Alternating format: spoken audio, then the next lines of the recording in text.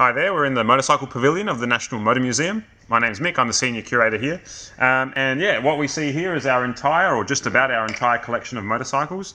We actually keep our Hondas separate because we don't like them. No, it's because there's too many of them and they form their own display. Apart from an excellent collection of Japanese motorcycles, we actually do specialise quite a bit in sort of earlier, mainly out of England type bikes. And the reason is that the person who founded this museum, back in the day when it was the Birdwood Museum, Pioneer and Auto, it wasn't just a motor museum at the time. It was established by a private individual. His name was Jack Keynes, and he was a dispatch rider in World Wars I and II.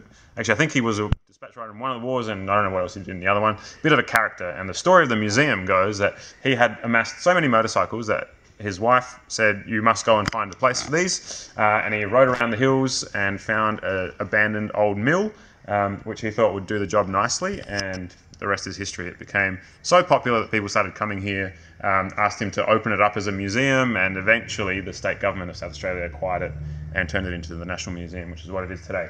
But he had a passion for bikes from the 20s and 30s and 40s, so we do have quite a lot of that stuff. We've expanded the collection over time. There are some cooler younger bikes which probably appeal a little bit more to me. There's a fantastic Kawasaki Z900,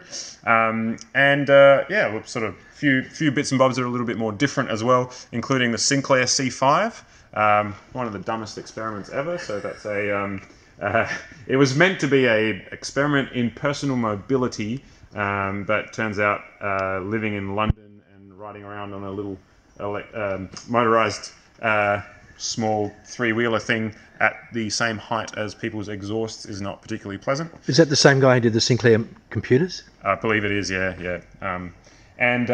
Some other interesting stuff, some really cool Australian things like the Waratah. Now, Mick, out the back in the separate building, you've got another tour de force in motorcycle engineering from the 1930s?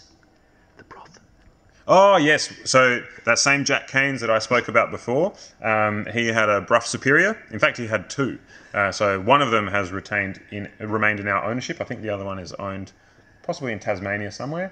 But yeah, that's obviously the motorcycle that famously was owned and loved to his death by Lawrence of Arabia.